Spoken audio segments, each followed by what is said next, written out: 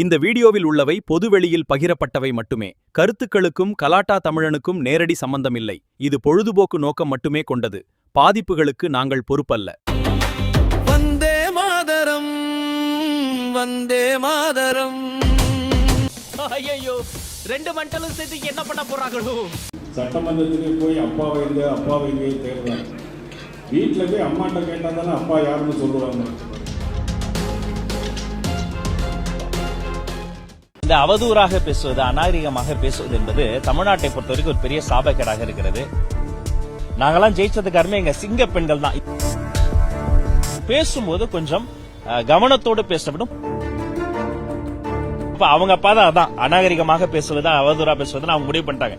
எங்க பாதை தான் நாகரிக அரசியல் தான் எங்க பாதை, எங்க தலைவர் தான் சொல்லுவாங்க. முதல்வர் விஜய் குறித்து அவதூறாக பேசின விவகாரத்துல பாஜக மாநில தலைவர் நயினார் நாகேந்திரன் மீது நடவடிக்கை எடுக்க கோரி புகார் தெரிவிக்கப்பட்டிருக்கிறது. நயினார் நாகேந்திரன் அவர்கள் மேல சட்ட நடவடிக்கை எடுக்க கோரி காவல்துறையில இந்த புகார் அளிக்கப்பட்டிருக்கு.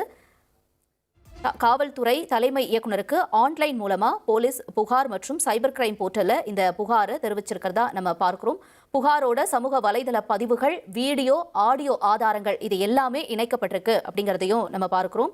மேலும் இந்த பதிவுகள் மூலமா முதலமைச்சருடைய நற்பெயருக்கும் பொதுமக்கள் மத்தியிலுடைய அவருடைய கண்ணியத்துக்கும் பாதிப்பு ஏற்படுத்தக்கூடிய வகையில இந்த கருத்துக்கள் வெளியிடப்பட்டிருக்கு அப்படின்னு சொல்லி புகார்தாரர் தரப்பிலிருந்து இந்த மனுவில் தெரிவிக்கப்பட்டிருக்கிறத நம்ம பார்க்கிறோம். இந்த புகார்ல இது தொடர்பா இந்த தகுந்த ஆதாரங்களும் கொடுக்கப்பட்டிருக்கிறதா பார்க்கிறோம். இந்திய சட்டங்களின் கீழே குற்றம் நடைபெற்றிருக்கிறதா என்பதை விசாரிச்சு பொருந்தக்கூடிய சட்டப்பிரிவுகளின் கீழே வழக்கு பதிவு செஞ்சு நடவடிக்கை எடுக்கணும்னு புகார்தாரர் தரப்புல இருந்து கோரிக்கை வைக்கப்பட்டிருக்கு. நானும் பாத்துக்கிறேன், காலையில இருந்து மண்டை வடிக்கிற அளவுக்கு யாருக்கிட்ட புளிங்கிறப்பா வந்து வச்சுக்கிறீரு போடா, நீ ரொம்ப லேட்டு. சுதந்திர தினத்தோட கொடியேற்றிருப்பீங்க மிஸ்டர் சி ஜோசப் விஜய் அவர்களே. அந்த உரிமையை வாங்கி கொடுத்தவர் முத்தமிழறிஞர் கலைஞர் அவர்கள். ஸோ அரசியல் வரலாற்றில் என்ன ஒரு நிதர்சனமான உண்மை அப்படின்னா, திமுக இல்லாமல் இந்த அரசியலும் கிடையாது, வரலாறும் கிடையாது. வணக்கம்.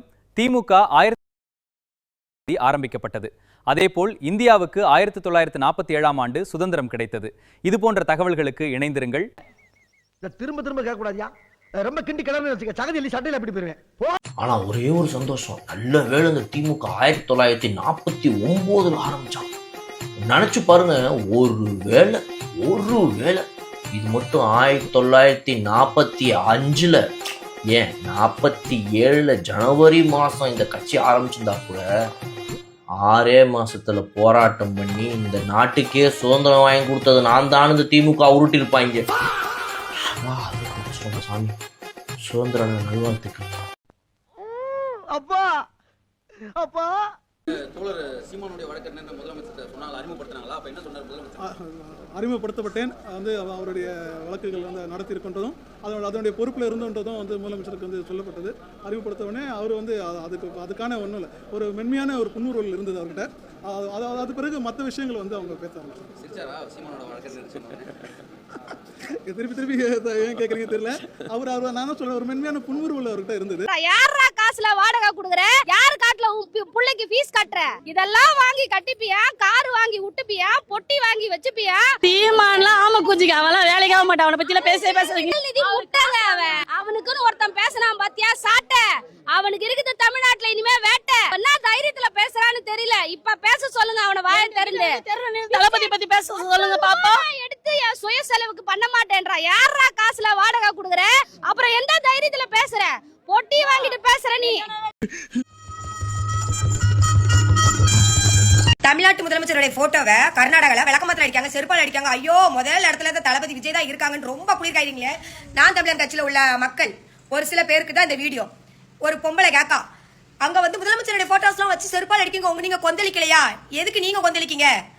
கொந்தளிக்கிறது எதுக்கு கொந்தளிக்கணுமோ அதுக்கு நாங்க கொந்தளிப்போம். எங்க அண்ணன் எதுக்கு பேசணுமோ எதுக்கு செயல்படணுமோ அது எங்க அண்ணன் செயல்படுவாங்க. அதுக்கு தகுந்த மாதிரி நாங்கள் நடந்துக்குவோம். நீங்க ரொம்ப வாப்பார வேண்டாம், சரிங்களா? ஆனா உன சீமானை நட்டிட்டான் புடிங்கிட்டானா என்ன செய்வீங்க அப்படின்னு கேட்கீங்க. சீமானை புடுங்க கூட நட்டக்கூடாங்கிறதா கடவுளே பார்த்து ஜீரோல உங்க அண்ணனை ஒதுக்கி வச்சிருக்காங்க. 0 சீமா, சீமா 0. சாட்டை துறைமுருகன் சீமா எல்லாரும் பிரபாகரனை வச்சு, பிரபாகரனை பேரை வச்சு பிச்சை எடுத்து திங்கிற கழுதைங்க. அந்த கழுதைக்கு ஏடி நீங்க பேசுறீங்களே, கொஞ்சமாவது உங்களுக்கு உடம்பு கூசல? டிவி கேக் ஓட்டு போட்டவங்களுக்கு மட்டுமா தமிழக முதலமைச்சர் தான் செஞ்சுட்டு இருக்காங்க. தமிழ்நாட்டில் இருக்கிற எல்லா மக்களுக்கும் தான் செய்றாங்க. உங்களையும் வந்து சேருது. ஜாதி மதம் கட்சி வேறுபாடு எதுவுமே பார்க்காம மக்களுக்கு வந்து சேருது. யார் செய்யறது? தமிழ்நாடு முதலமைச்சர் ஜோசப் விஜய் நான் செய்யறது. 100 நாள்ல அவரால் முடிஞ்ச அளவு மாற்றங்கள் கொண்டு வராருன்னா உங்களோட பாராட்ட சொல்லல, உங்களோட தலையில தூக்கி வைக்க சொல்லல. நல்லது செய்யறாரா பார்த்துட்டு கேட்டுட்டு உங்க பாட்டு கொத்திட்டு இருங்கன்னு தான் நான் சொல்றேன். சரிங்களா? சீமா சீமா சீமா சீமா சீமா கரூர்ல நடந்ததுக்கு கேஸ் போட்டாரே, எண்ணத்தை கிழிச்சு தள்ளிட்டாங்க. 2 நாளைக்கு முன்னாடி, இன்னைக்கு சுதந்திர தினம் ஆகஸ்ட் 15, 2 நாளைக்கு முன்னாடி கோர்ட்ல ஆர்டர் கிடைச்சிச்சு அவங்களுக்கு வந்து கவர்மெண்ட் வேலை கொடுக்கலாம் அப்படின்னு. இப்ப மூஞ்சி எங்க வச்சுக்கு வரும் சீமான ஒண்ணு மூஞ்சி எங்க வச்சு? இப்ப சாட்டை திரும்புற பெரிய இவங்கனக்கா அண்ணனுடைய செயல்பாட, சட்டப்பேரவையில் உள்ள செயல்பாட அப்படி ஏண்டா சாட்டை திரும்புறங்க, நீ சோத்தத்துக்கு சோத்துட்டு வேற எதையும் திங்கிறியாடா? அவர் சொல்றதுக்கு உனக்கு என்னடா தகுதி இருக்கு? பச்சை ஓந்தி கூட ஒரு சில நேரங்கள்ல அந்த நிறத்தை மாத்தாம இருக்கும். ஆனா நீ மாத்திக்கிட்டே இருக்க. உன்னையெல்லாம் எதை சொல்லி கொண்டு அடிக்க, எதை சொல்லி உன்னைய திட்டனே தெரியல. மொத்தத்துல நான் சொல்றேன், மக்களுக்கு நல்லது செய்யறவங்களை நீங்க போற்ற வேண்டாம். தயவு செஞ்சு அவங்களை பத்தி தப்பா பேசாம மட்டும் இருங்க. நான் தமிழர் கட்சியில உள்ளவங்களே ஜீரோல இருக்கீங்க. ஜீரோல இருக்கிறவங்க வாய் பேசுங்கிற அவசியமே கிடையாது. நீங்க எல்லாரும் மெல்றது இன்ஜின் சவுண்டோட அதிகமா கேக்குதுடா. நடிகனை பார்க்க போய் செத்தவனுக்கு கொடுத்தா வலி வருமா வராதா? எங்களுக்கு வலிக்குது, எங்களுக்கு வேதனையா இருக்கு. எப்ப இருக்கு? கரூர்ல செத்து போனவனுக்கு வேலை கொடுத்தீங்கல்ல, அப்ப வலிக்குது. ஏன் இப்படி பாக்குறாரு? இந்த கரூர் அரசாங்கம் ரத்து செய்த உயர் நீதிமன்ற ஆணைக்கு இடைக்கால தடை விதித்தது மட்டுமல்லாமல் வழக்கில் இருக்கக்கூடிய எதிர் மனுதாரர்களான சீனி அகமது உள்ளிட்டோருக்கு பதில் அளிக்க நோட்டீஸ் தற்போது பிறப்பித்து வழக்கை ஒத்திவைத்திருக்கின்றார்கள். உனக்கெல்லாம் எவ்வளவு திமிரு! இந்த மாநிலத்தின் முதல்வர், 8 கோடி மக்களின் முதல்வர், அவர் வந்து அனைவருக்கும் வணக்கம் தெரிவிக்கிறார். என்ன செய்ய வேண்டும் என்று ஒரு வணக்கம். இவ்வளவுதானே? இதுதானே பண்பு. The respect is not for Mr. Vijay. The respect is for the honorable Chief Minister of Tamil Nadu. Vijay வந்து வணக்கம் வைக்கிறார். அது அப்படி உட்கார்ந்துட்டு இருந்தீங்கன்னா இது ஆபாசமான நடத்தையாக உங்களுக்கு தெரியவில்லையா? இந்த ஆபாசத்தை நாம் பார்த்து விடக் கூடாது என்பதற்காகத்தான் நேரலை வேண்டாம் என்கிறார்கள். விஜய் இவங்களை எக்ஸ்போஸ் பண்ணுறது என்ன பண்றாரு? திருப்பி ஒரு ரவுண்டு போறாரு. இன்னொரு வணக்கம் வச்சுங்க, வாங்க அப்போ உட்காந்துருக்காங்க. சோ அப்ப அவருக்கு தெரியுது, எனக்கு நீ திரும்ப வணக்கம் வைக்கலனா என்னுடைய தரம் தாழ்ந்துராது தம்பி, நீ தான் அம்பலப்படுவ அப்படின்னு. ஏன் மொக்க பண்றாருமா அவங்க? அவரு லைவ் ஓடிட்டு இருக்கிறது அவருக்கு தெரியாது. வாய வச்சுட்டு சும்மா இருக்கிறத விட்டுட்டு 24 மணி நேரமும் த்ரிஷா த்ரிஷா த்ரிஷான்னு உட்காந்து வம்பு கழிச்சிட்டு இருந்தாங்க. நம்ம எதிரிய 5 அடி அடிக்கும் போது அவன் ஏதாவது 1 அடி அடிச்சுட்டானா, நம்ம த்ரிஷா அப்படின்னு சொல்லும் போது அவங்க ஏதாவது விஜயலட்சுமி அப்படின்னு சொல்லிட்டாங்கன்னா என்ன பண்றது அப்படின்னு சிந்திச்சிருக்கணுமா இல்லையா? சிந்திக்கல, ஏன்னா அவங்களுக்கு சிந்திக்க வராது. அந்த கரகாட்டு கும்பல் எங்கப்பா திரள் நிதி பிச்சை வாங்கிட்டு இப்படி எல்லாம் பண்ணிட்டு, நாங்கண்ணா யாரு தெரியுமா, மக்கள் எங்களை எப்படி பாக்குறாங்க தெரியுமா, ரியல் ஹீரோனா என்ன தெரியுமா, நாங்கள்லாம் ஒரு தவிர்க்க முடியாத கட்சின்னு என்ன ஆட்டம். ஆனா இன்னைக்கு என்னாச்சுன்னா, சுப்ரீம் கோர்ட்ல செருப்பெடுத்து சாணியில முக்கி சும்மா பொலீர்னு மூஞ்சி மேலேயே அடிச்சு அனுப்பி விட்டுருக்காங்க. நீங்கெல்லாம் மக்களுக்கு கெட்டது பண்ணும்போது இவ்வளோ திமிரா இவ்வளோ கெத்தா சொல்லிட்டு சுத்தும் போது எங்க அண்ணன் மக்களுக்கு நல்லது பண்ணணும்னு வந்திருக்காங்க. அவ்வளோ அசால்ட்டாலாம் இந்த கரூர் மக்கள் எல்லாம் விட்டுற மாட்டாங்க, புரியுதா?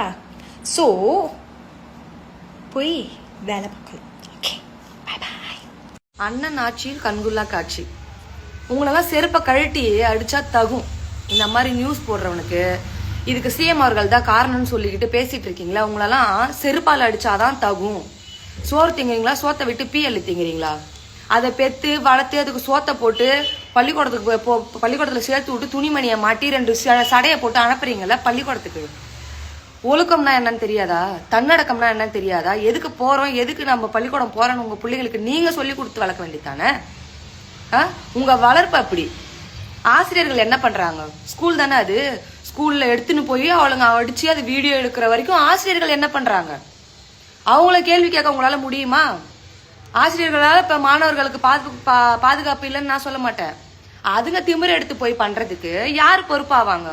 பெத்தவங்க நீங்க பொறுப்பு எடுத்துக்கோங்க. நீங்க தானே பெத்து வளர்த்து இதுதான் ஒழுக்கம். பள்ளிக்கூடம் போறது வந்து படிக்கிறதுக்கு இல்ல. பால் பாக்கெட் வீட்டுக்கு போட வராம பாரு, அவங்ககிட்ட ஃப்ரெண்ட்ஷிப் வச்சுக்கின்னு அவனை வந்து சரக்கு பாக்கெட் வேணா சொல்லி பள்ளிக்கூடத்துல உட்காந்து குடிக்கணும். சுய ஒழுக்கம் சொல்லி கொடுக்காம வளர்க்கறது உங்களோட தவறு. இதுக்கு சிஎம் அவர்கள் காரணமா? இந்த மாதிரிலாம் நியூஸ் போட்டோன்னே செருப்பை கழிட்டு மாறா அடிப்பேன் ஒருத்தனையும். எதுக்கெல்லாம் சிஎம் அவர்கள் காரணம்னு சொல்லணும்? அறிவு மாதிரி கிடையாது. சோறு தானே திங்குறீங்க. உன் பிள்ளை தப்பு செஞ்சா நீ தான் பொறுப்பு. அது எப்படி சிஎம் அவர்கள் பொறுப்பாவாரு? எவனாவது அடிச்சுங்கன்னா சிஎம், கரண்ட் பில்லு சிஎம், தண்ணி வரல சிஎம், எல்லாத்துக்கும் சிஎம் சிஎம். இப்ப கடைசியில இவங்க குடிக்கிறதுக்கும் சிஎம் காரணமாயிடுவாரு. சிஎம் தானே வாங்கின்னு போய் ஊத்தி பள்ளிக்கூடத்துல உட்காந்து அடிங்கன்னாரு. பெத்த பிள்ளைங்களை ஒழுங்கா வளர்க்கறதுக்கு துப்பு இல்ல, சொல்லி கொடுத்து வளர்க்கறதுக்கு துப்பு கிடையாது. ஆசிரியர்கள் என்ன பண்றாங்க அது தெரியாது. வந்துட்டீங்க சிஎம் அவர்கள் தான் இப்ப என்ன யாரும் பாத்துக்கிறாரு, எல்லா பள்ளிக்கூடத்துக்கும் சரக்கு சப்ளை அவர் தான் பண்ணினுக்கிறாரு. சிஎம் அவர்களை சொல்றதுக்கு மானங்கிட்ட ஜென்மங்களா? செட்டு ஒரு செயல்ல இறங்குறதுக்கு முன்னாடி என்ன செய்யலாம் எப்படி செய்யலாம் 100 வாட்டி யோசிக்கலாம். ஆனா இறங்குனதுக்கு அப்புறம் ஏன்டா இறங்கணும்னு ஒரு தடவை கூட யோசிக்க கூடாது. எவ்வளவோ பண்றோம், இத பண்ண மாட்டோமா என்ன?